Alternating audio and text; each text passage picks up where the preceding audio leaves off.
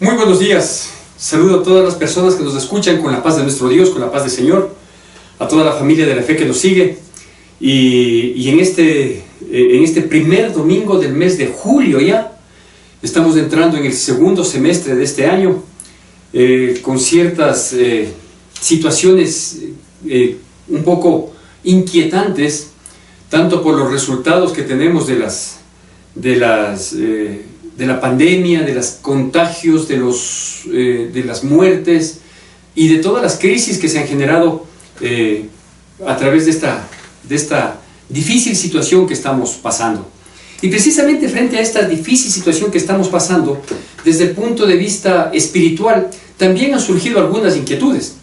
Inquietudes como, por ejemplo, ¿por qué Dios permite este tipo de cosas? ¿O por qué Dios manda? Hay otras personas que inclusive lo han manifestado así. O situaciones como, ¿por qué Dios no se acuerda y no se apiada de esto? ¿O por qué no lo termina de una vez por todas? ¿No es cierto? Y las cosas que concluyan ahí todos los males y que comience nuevamente una época de bonanza, de restauración, de prosperidad, de tranquilidad, de paz y de absoluta libertad. Entonces digo, son inquietudes, bueno, apreciables, no me atrevo a decir totalmente valederas, son inquietudes apreciables que como seres humanos nosotros tenemos, pero para eso también tenemos nosotros la palabra de Dios, que es la que puede satisfacer nuestras inquietudes, principalmente las espirituales. Y para eso lo primero que nosotros debemos tratar es de conocerle a Dios a través de su palabra, a través de esta bendita palabra. A las personas se les conoce a través de las palabras. Todo lo que no sea a través de las palabras son simplemente primeras impresiones o elucubraciones que pudiéramos hacer. Y con Dios es igual, a Dios se le conoce a través de su palabra, ¿no es cierto? Y a través de su palabra uno va teniendo también una experiencia de relación con Dios que nos permite tener un entendimiento, que nos permite tener una clara posición de lo que estamos viviendo, de lo que estamos pasando. Y entre estas cosas, una de las primeras situaciones que nosotros, quienes conocemos la palabra y quienes tratamos de tener una relación con Dios, nos damos cuenta es que debemos desechar de nuestra mente el criterio de que Dios es un Dios bonachón, que está ahí para alcahuetearnos, para permitir que pues nosotros nos comportemos del modo que querramos, ¿sí? Y no es así, ¿no es cierto? Más bien debemos considerar algo que es muy obvio y algo que es muy evidente inclusive, y saber que Dios, o recordar que Dios es, por sobre todo, es justo, ¿no es cierto? O sea, ¿qué es justicia? Quizás una de las definiciones más sencillas y más completas a la vez que podemos tener es que justicia es dar a cada quien lo que se merece. Entonces, si decimos que Dios es justo, pues quizás lo que está pasando es lo correcto. De tal manera que esa justicia de Dios, esa manifestación de Dios, implica primero que la justicia de Dios no permitirá, ¿sí?, que se sobrepase la tolerancia de Dios. ¿No es cierto? ¿Por qué? Porque Él es justo. Pongámonos en el plano humano, en el plano nuestro. Si alguien comienza a atentar contra nuestras vidas, si alguien comienza a agraviarnos, si alguien comienza a ponernos en un plano de alterar nuestra paz, nuestra tranquilidad, ¿no es cierto? Por más que ese alguien sea un hijo, sea un cónyuge, sea un ser querido, un hermano, un gran amigo, si es que comienza a traspasar los límites, ¿sí?, pues habrá un momento en que hay que poner un orden, ¿no es cierto? Y hay que detener esas situaciones de algún modo. Una de las maneras de detener sería quizás hablando y diciendo, mira, te estás pasando de la raya, yo creo que ya es bueno, hasta ahí nomás, ¿no es cierto? Pero si no se entiende por el buen criterio, si no se entiende las cosas del buen modo, ¿sí?, entonces hay que tomar otras alternativas, ¿no es cierto? Y quizás eso es lo que estamos viviendo hoy. Eso es lo que estamos viviendo hoy. No digo quizá, eso es lo que estamos viviendo hoy, ¿sí? Que la humanidad comenzó a vivir como quería, sin límites, traspasando todos los mandamientos, estatutos, preceptos de parte de Dios, comenzamos a vivir de la manera más desordenada y no sé si con intención o sin intención, de la manera deliberadamente contraria a Dios, y pensamos que Dios nunca iba a reaccionar, que Dios nunca iba a poner un alto, ¿no es cierto? Y claro, a la desobediencia, a la blasfemia, ¿qué le puedo decir?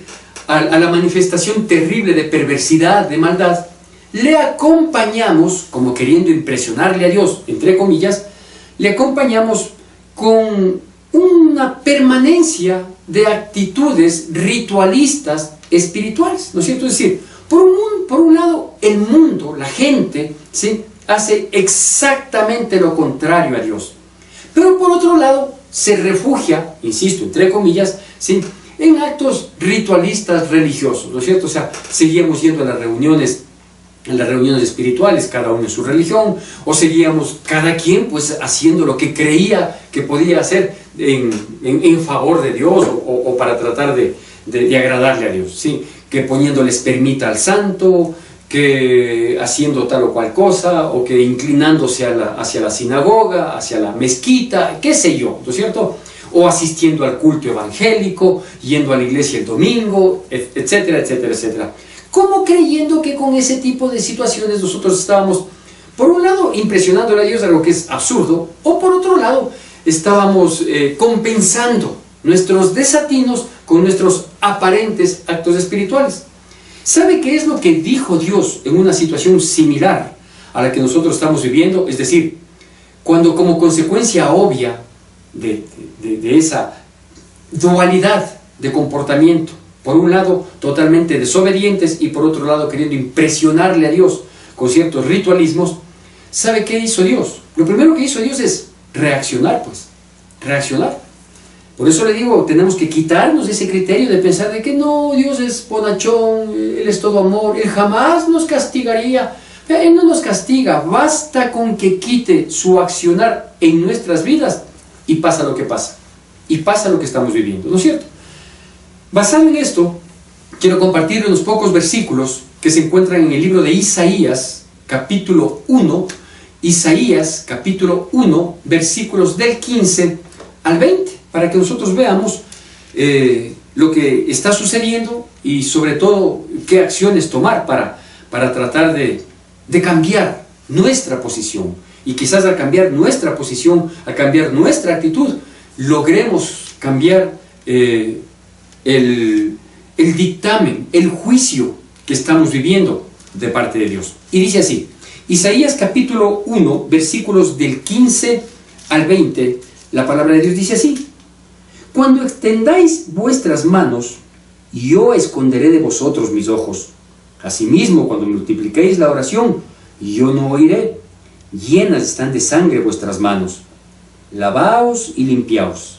Quitad la iniquidad de vuestras obras de delante de mis ojos. Dejad de hacer lo malo. Aprended a hacer el bien. Buscad el juicio, restituid al agraviado. Haced justicia al huérfano, amparad a la viuda. Venid luego, dice Jehová, y estemos a cuentas. Si vuestros pecados fueren como la grana, como la nieve serán emblanquecidos. Si fueren rojos como el carmesí, vendrán a ser como blanca lana. Si quisiereis y oyereis, comeréis el bien de la tierra.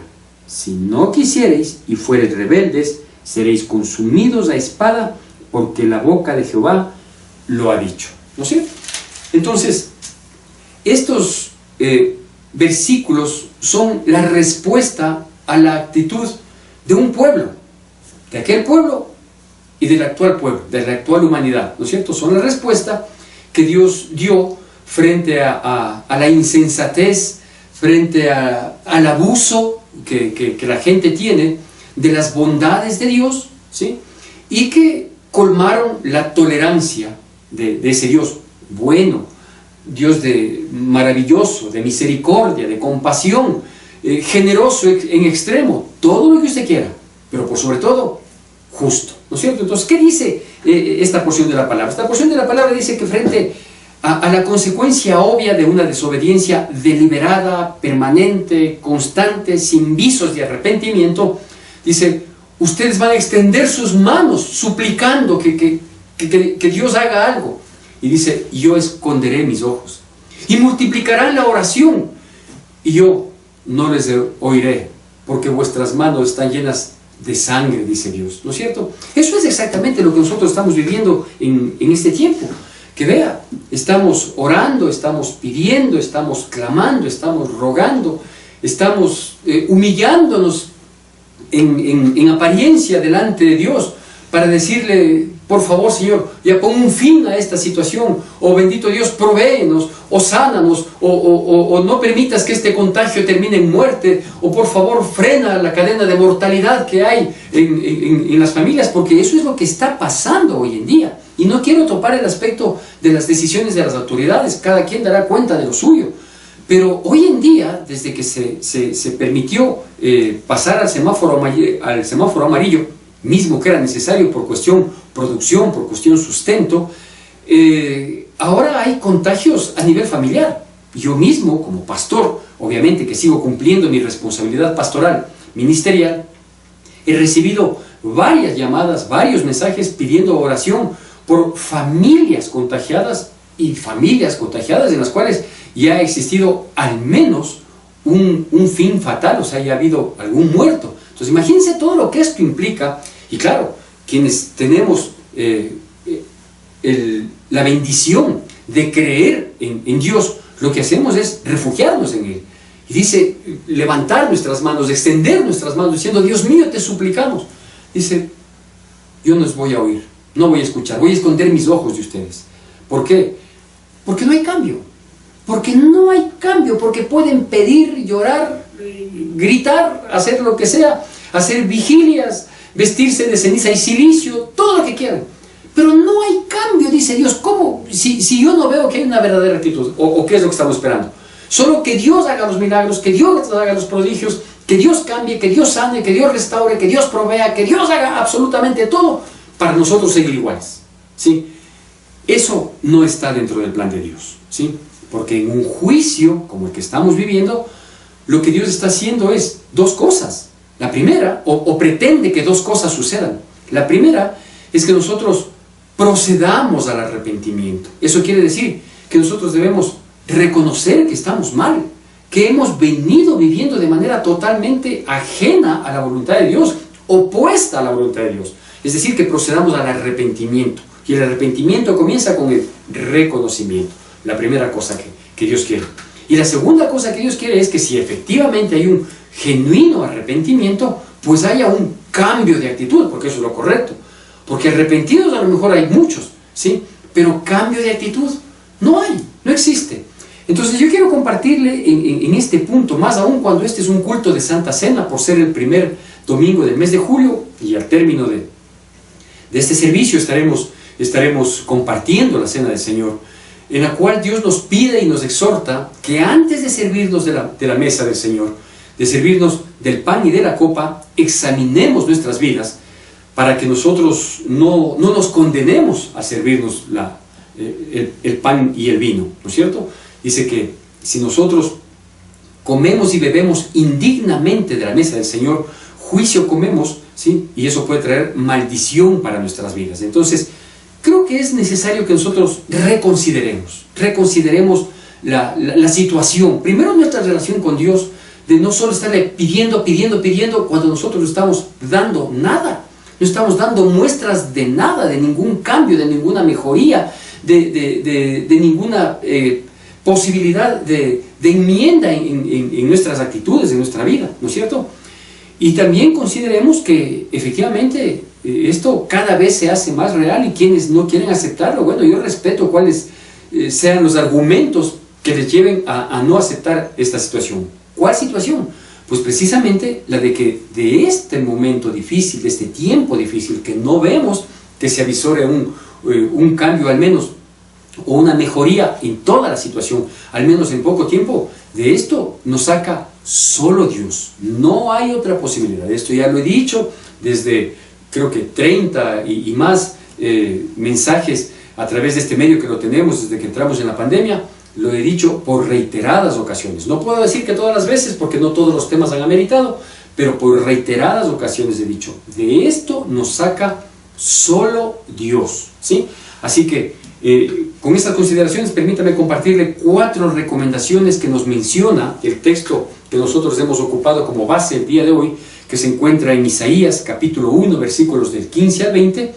4 situaciones que Dios nos pide y que la podemos llamar, no es el nombre del tema así, pero podemos llamar 4 consideraciones para reconciliarnos con Dios.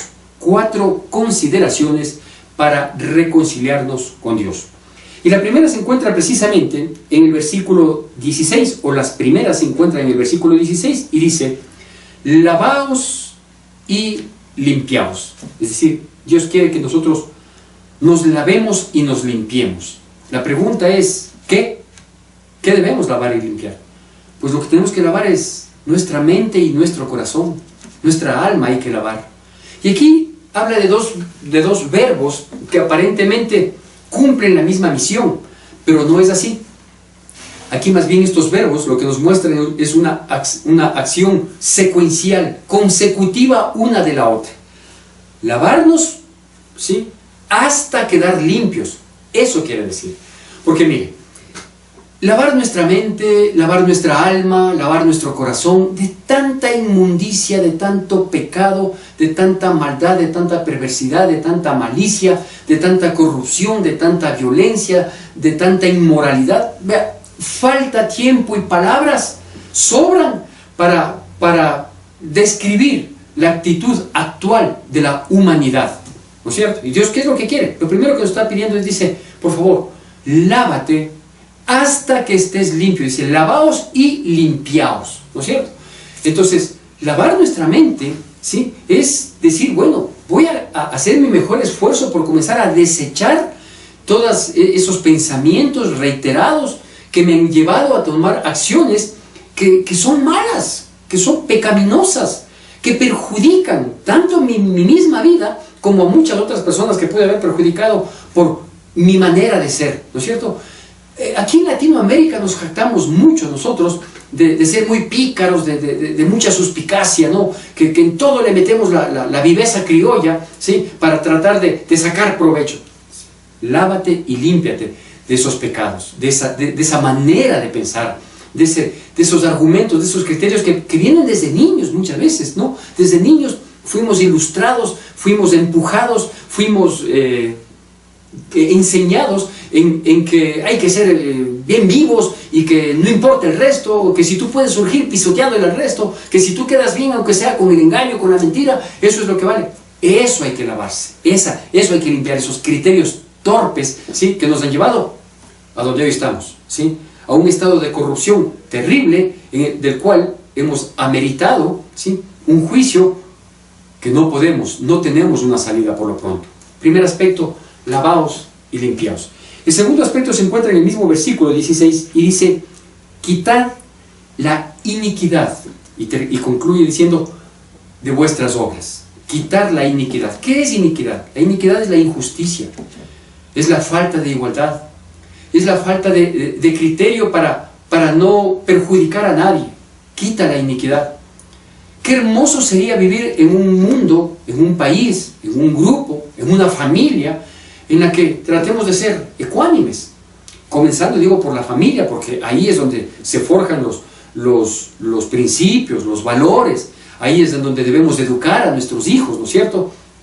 Yo recuerdo que a ratos, pues, nos desmedimos un poquito en la formación con los hijos, ¿sí?, cuando eran niños, y de pronto un hijo en algún momento trajo un borrador, ¿sí?, que no era el de él, y mi esposa miró eso y le dijo, ¿y este borrador de quién es? Dijo, es de un compañerito. ¿Y por qué está aquí? Si es de un compañero, ¿por qué está aquí? ¿Sí? Y mi esposa lo reprendió, pero fuertemente, al punto de que, claro, cuando yo llegué un poco más tarde de mis actividades seculares, mis hijos elevaron una queja, diciendo que la mamá fue un poco desmedida en el reclamo por un simple borrador. ¿Y yo qué es lo que hice? Pues yo reiteré la situación, no es que les caí encima, ya, la mamá ya hizo lo que tenía que hacer, reiteré y les dije, es que no es el borrador, es el hecho de haber tomado algo que no es nuestro. Porque al tomar algo que no es tuyo, porque te gusta, tú estás aparentemente satisfecho con lo conseguido, pero terminaste perjudicando a otro niño, ¿no es cierto?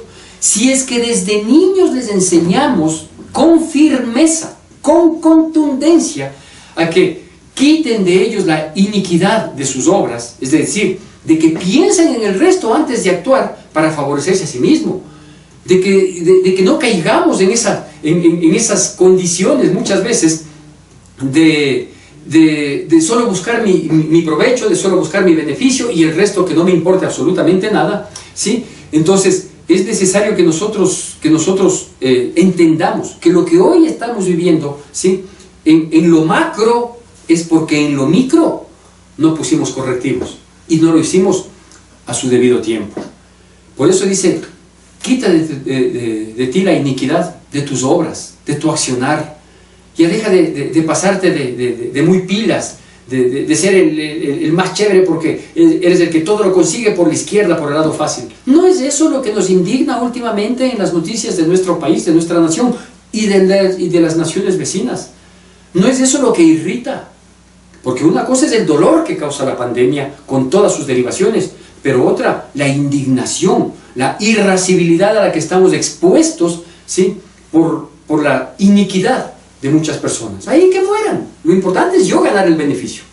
¿Se da cuenta? Entonces Dios dice, quita la iniquidad de tus obras. Segundo aspecto. Tercer aspecto dice, oye, deja de hacer lo malo. Deja de hacer lo malo. Porque lo malo en las personas, obviamente, que no han sido lavados del cerebro, como gracias a Dios nos dicen, a quienes hoy somos cristianos, dicen, te lavaron el cerebro, gracias a Dios sí. Y fuimos lavados, como ya vamos a ver en los versículos posteriores, fuimos lavados con la sangre preciosa de Cristo Jesús. Y por eso es que, siendo malos, comenzamos a lavarnos hasta limpiar nuestras vidas, a quitar la iniquidad de nuestras obras, ¿sí? Para dejar de hacer lo malo. Tercer aspecto para poder, estas consideraciones para reconciliarnos con Dios, ¿sí? Deja de hacer lo malo. Comienza por las cosas pequeñas. ¿Y por qué digo deja de hacer lo malo y comienza a cambiar por las cosas pequeñas? Porque lo malo está tan enraizado en nuestras vidas, en nuestros corazones. Ya le digo, es parte de nuestra cultura latinoamericana. Es parte de sentirnos de esta tierra, ser el sapo, el bandido, el pícaro, el engañador. Y hay que comenzar a hacer las cosas, vea, desde lo poco, ¿no es cierto? Deja de hacer lo malo. Si ya tienes la tendencia natural, como todos la tuvimos, y no estoy hablando yo diciendo yo nunca he hecho lo malo, que Dios me guarde. Si alguna vergüenza tengo es mi vida pasada antes de Cristo. Y hay que comenzar a dejar de hacer lo malo. Comenzando por ese pensamiento. Vea, por cosas pequeñas. Pasa una mujer, te asalta un pensamiento pecaminoso. ¿Por qué? Porque lastimosamente el pensamiento siempre está abierto para ese tipo de situaciones. Cuando no has lavado el pensamiento, cuando no has quitado de ti la iniquidad. Entonces pasa una mujer, ¿sí? Y ya tienes en la mente un pensamiento que comienza a acaparar toda tu mente, ¿sí? Y luego quieres ejecutarlo y caes en pecado. ¿Por qué? Porque ya está intrínseco en el ser humano, ¿sí? Hacer lo malo. Y aquí dice, deja de hacer lo malo. Si quieres reconciliarte con Dios, si quieres en algún momento extender las manos y recibir el favor de Dios, y que Dios no esconda sus ojos, si es que quieres en algún momento salir victorioso en medio de esta dificultad crítica, terrible, extrema, que está viviendo el mundo entero y nuestro país de los peores en recibir esta situación. Y si tú quieres que tus oraciones, que se han multiplicado, sean escuchadas, entonces ya, manos a la obra, deja de hacer lo malo. Y lo malo tiene que ser sacado, digo, de raíz. Porque si no, constantemente vamos a estar ahí cayendo en lo malo. Hoy me arrepiento, hoy le pido el favorcito a Dios, hoy cambio esto, para los 15 días vuelvo con fuerza a cometer el mismo error, el mismo pecado. Y el cuarto aspecto que se encuentra en el siguiente versículo, en el versículo 16, dice, aprende a hacer lo bueno. No dice solo haz lo bueno, sino aprende a hacer lo bueno. ¿Por qué dice aprende a hacer lo bueno? Porque podemos ser viejos, podemos tener ya la mayoría de edad, o los jóvenes que inclusive están comenzando su vida entre los 11, 12 años, que ya entran en la época de la adolescencia, ¿sí? Ya olvidan lo que es hacer lo bueno, olvidaron, si algún principio, si alguna enseñanza, si alguna instrucción tuvieron en sus vidas, olvidaron ese tipo de cosas. Y por eso dice, aprende a hacer lo bueno. No dice, haz lo bueno. ¿Por qué? ¿Cómo hago lo bueno si no sé? Entonces aprende a hacer lo bueno. Aprender a hacer lo bueno, y ahí nos da algunos ejemplos en el mismo versículo 16. Dice, por favor, no te abuses de los vulnerables, del huérfano y de la viuda, menciona ahí. No te abuses del que sabes que tú puedes sacar algún provecho, al que le puedes engañar, no te abuses de eso. Restituye si es que alguien has agraviado, aprende a hacer lo bueno. Si es que alguien te da de más del vuelto, anda y devuelve, disculpa, se equivocaron, me dieron de más. Aprende, comienza por algo. Porque si comenzamos por eso, entonces mañana no vamos a pedir la coima en el alto contrato cuando nosotros seamos funcionarios públicos. No vamos a pedir. ¿Por qué? Porque tenemos que aprender a hacer lo bueno. Pero si no aprendemos a hacer lo bueno y nos mantenemos haciendo lo malo, ¿sí? Y no sacamos de nuestras obras la iniquidad, ni lavamos ni limpiamos nuestra mente, nuestra corrupta mente y nuestro engañoso corazón, ¿sí? Nunca vamos a salir de esto. Pero ahora note algo, que todos estos 4 aspectos que yo me he permitido compartirle como consideraciones para reconciliarnos con Dios, estos 4 aspectos están en el versículo 15 y en el 16. Y luego, en el 16 y en el 17. Y luego, en el versículo 18, hablando cronológicamente, en el versículo 18 dice, venid luego, dice Jehová, y estemos a cuentas. ¿Sí? Es decir, Dios quiere que nosotros nos reconciliemos, Dios quiere que estemos a cuentas con Él. Pero para estar a cuentas con Él, primero tenemos que aprender estas 4 cosas. Primero tenemos que lavarnos hasta quedar limpios nuestra mente, tan corrupta, tan perversa. Primero tenemos que quitar la iniquidad de nuestras vidas. Primero tenemos que dejar de hacer lo malo. Primero tenemos que aprender a hacer lo bueno. Y cuando nosotros estemos mostrando esa actitud, ese interés, esa disposición de cambio, de enmienda, de corrección, ¿que vamos a fallar? Sí, vamos a fallar, porque no hay cambios repentinos de un lado, de un momento a otro. Pero cuando ya comencemos a mostrar que hay el deseo ferviente de cambiar, de enmendar, de corregir, que comienza obviamente por el reconocimiento, la confesión y el apartarnos de esas situaciones indebidas, entonces ahí dice Dios, vengan luego y nos ponemos a cuentas. Entonces, a veces hemos malinterpretado la acción en nuestra relación con Dios, de que, Dios mío, perdóname, ya estoy perdonado, entonces ahora sí, viva la fiesta. No, dice, primero demuéstrame que hay un cambio en tu vida, y entonces ven y estemos a cuentas. Y todos tus pecados pasados, ¿sí? Yo los voy a borrar, y ya no me voy a acordar de ellos, como dice el versículo 18, ¿sí? Ven y estemos a cuentas. Y aunque tus pecados sean rojos como la grana, ¿sí? Van a ser emblanquecidos, como blanca lana. Es decir, muestra una disposición de cambio, ¿sí? De cambio de actitud, de cambio de vida, de cambio de mente, de cambio de corazón. Y entonces ven y nos pongamos a cuentas. ¿Qué vamos a recibir nosotros como beneficio? Que Dios va a perdonar nuestros pecados pasados. Él va a pasar por alto, dice allá en el libro de Romanos capítulo 3, versículo 25, va a pasar por alto nuestros pecados pasados. Los que cometimos inclusive, unos deliberados, obviamente hay que confesarlos, y otros que cometimos inclusive por ignorancia. Ese es el beneficio, esa es la bendición. Pero ¿cuál es la mayor bendición? La mayor bendición, pues la mayor bendición es que nosotros tenemos acceso a reconciliarnos con Dios. Eso es lo que vamos a hacer en pocos momentos al acercarnos a la mesa del Señor, y espero que usted esté listo con el pan y con el vino para compartir en casa. Esa es la bendición de poder acercarnos delante de Dios y decir, sí Señor, yo reconozco, y no solo que reconozco, y no solo que confieso, sino que mi reconocimiento es genuino, que me lleva a una confesión, y esta confesión me va a llevar a un cambio. Tanto es así que ya no me he aprovechado últimamente de mis circunstancias. Tanto es así que pudiendo haber caído en pecado, no lo cometí. Porque eso es lo que hay que hacer. Lavarnos hasta limpiarnos. Quitar la iniquidad de nuestras obras. Dejar de hacer lo malo. Aprender a hacer lo bueno. Entonces estaremos a cuentas con nuestro Dios. Y claro, lo que viene luego, versículos 19 y 20, es el nombre de esta prédica. Y sí, ya terminamos, ya mismo termino de compartir. Y el nombre lo dejé para el final, porque se llama Las últimas oportunidades. Las últimas oportunidades. Pastor, usted nos está diciendo que se acaba el mundo, ¿no?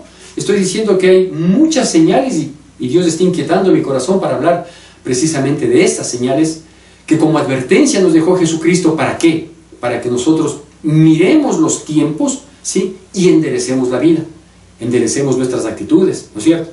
Así que este se llama Las últimas oportunidades. ¿Por qué? Porque el versículo 19 dice, si quisierais y oyereis, podréis comer del bien de la tierra. Dicho de otro modo, si quieres obedecer a este cambio de vida que Dios nos propone para nosotros ser perdonados, ¿sí? A limpiarnos, a lavarnos, a quitar la iniquidad, a dejar de hacer lo malo, aprender a hacer lo bueno y perseverar en ese estilo de vida, ¿sí? Entonces, si quieres y oyes lo que te estoy pidiendo que hagas en este tiempo, ¿sí? Entonces vas a comer del bien de la tierra. Pero si no quieres, dice el versículo 20, ¿sí? No quieres obedecer, no quieres oír, sigues necio, sigues necia, crees que tienes la salida, que tú tienes la razón, que el pastor está equivocado, que el pastor se inventa y que el pastor manipula la palabra simplemente porque él quiere que nos hagamos cristianos. ¿Por qué también querrá eso? Vea, ya no podemos hacer nada, ¿no es cierto? Lo único que estamos haciendo es desperdiciando las oportunidades. Así se llama esto, las últimas oportunidades. El versículo 20 termina diciendo: si no quisiereis y fuereis rebeldes, seréis consumidos, dice Dios, dice Jehová. Si quieres y oyes, amén, gloria a Dios, comeréis del bien de la tierra. Si no quieres y eres rebelde, si tienes tus argumentos y crees que esos argumentos prevalecen por sobre la bendita palabra de Dios, ya no depende, vas a ser consumido. ¿No está siendo consumido el mundo?, me pregunto. Claro que sí, está siendo consumido el mundo. En su economía, en su productividad, en sus vidas. Lo más triste es que está siendo consumido en sus almas. Y no quieren dar vuelta atrás. Que Dios tenga misericordia. Yo quiero invitarle en este momento para que nosotros pasemos con toda la reverencia del caso, ahí donde usted está, y espero que esté en un lugar no solo cómodo de su casa, sino en un lugar apropiado. Es decir, que no esté viendo esta prédica acostado en su cama, ¿sí? Sino que esté en un lugar en el que le podría haber recibido a Dios. Si Dios llega a su casa como tiene que llegar hoy en día, porque no podemos el domingo reunirnos en la iglesia todavía, que le reciba en la sala de su casa, que le reciba en el comedor de su casa, o en una cocina limpia, y si no hay la condición, bueno, que le reciba en el dormitorio, pero ya levantado, vestido, bañado, tal cual como acudíamos al culto, porque el culto sigue existiendo, ¿no? Es esto, es esta prédica que estamos teniendo. Lo que no podemos es reunirnos en un mismo lugar, pero nos reunimos con el mismo Dios, al cual hay que reverenciar. Así que le invito para que pasemos a la mesa del Señor y podamos compartir quienes estemos a cuentas con el Señor. Bienvenidos.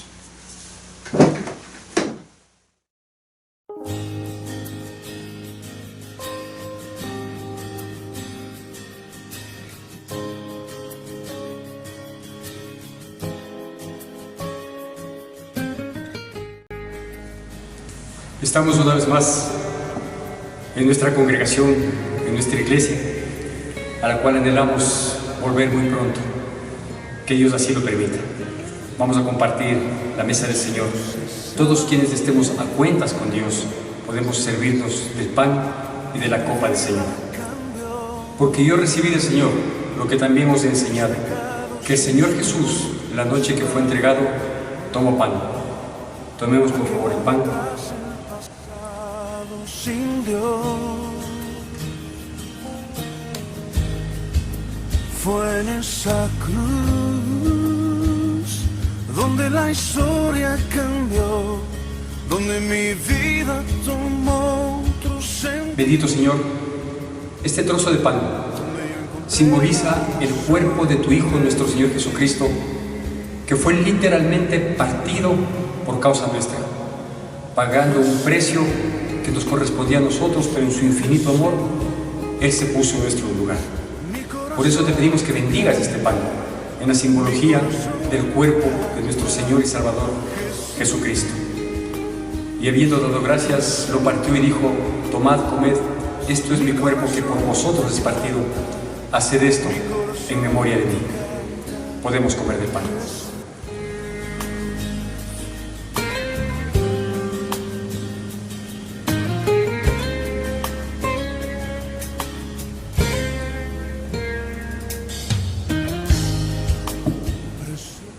levantemos por favor la mano que sostiene la copa. Precioso Señor, el contenido de esta copa es el fruto de la vid y simboliza y nos recuerda la sangre preciosa que fuera derramada en el Calvario para limpiar nuestra vida de pecado, para cubrir todo nuestro caminado, para ponerle un precio a nuestra vida, como si fuera poco o más, para sellar un pacto eterno por el cual tú permaneces fiel a pesar de nuestras infidelidades. Por eso bendecimos el contenido de esta copa en el nombre de Cristo Jesús. Asimismo tomó también la copa después de haber cenado, diciendo: esta copa es el nuevo pacto en mi sangre, haced esto todas las veces que la bebieres en memoria de mí. Podemos tomar de la copa.